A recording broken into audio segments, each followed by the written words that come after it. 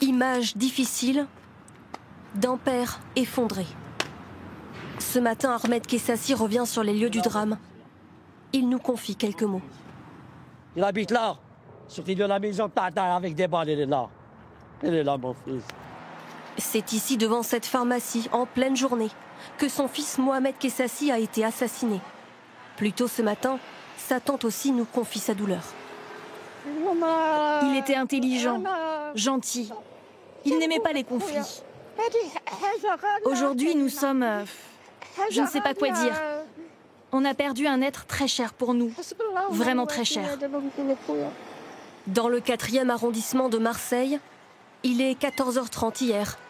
Le jeune homme de 20 ans, au volant de la voiture de sa sœur, se gare sur ce parking. 2 hommes sur une moto surgissent. Le passager tire sur Mohamed Kessassi, le touche mortellement au thorax. Ce matin, les 2 hommes sont toujours en fuite. Une enquête est ouverte par le parquet de Marseille. Mohamed Kessassi était un jeune homme de 20 ans, totalement inconnu à la fois des services de police et de la justice, un casier judiciaire vierge, absolument pas lié de quelconque manière au narcotrafic. Et c'est un jeune, d'ailleurs, qui était en train de préparer le concours de gardien de la paix. Alors pourquoi a-t-il été tué? Son frère Amine Kessassi, figure politique à Marseille que nous avions interviewé ici, était-il visé? Ses proches nous confirment qu'il était sous protection policière. Amine est persuadé que les tirs lui étaient destinés. Il reçoit des messages de menaces depuis plusieurs mois. Candidat aux dernières élections législatives, Amine Kessassi, 22 ans, est connu depuis plusieurs années pour son engagement contre le narcotrafic. Justice pour les familles!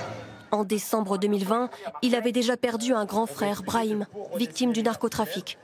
Après ce drame, il crée l'association Conscience, interpelle Emmanuel Macron lors d'une visite. Dans l'entrée de ma cité, il y a des barricades. Les jeunes nous demandent des pièces d'identité pour entrer dans nos immeubles. Une piste envisagée par les enquêteurs inquiète les autorités. Les assassins se sont-ils trompés de cible ou s'agit-il d'une tentative d'intimidation?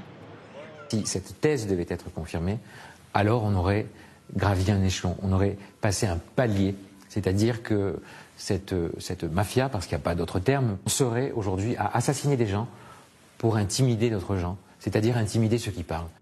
Ce soir à 17h, un rassemblement est prévu à Marseille pour soutenir la famille.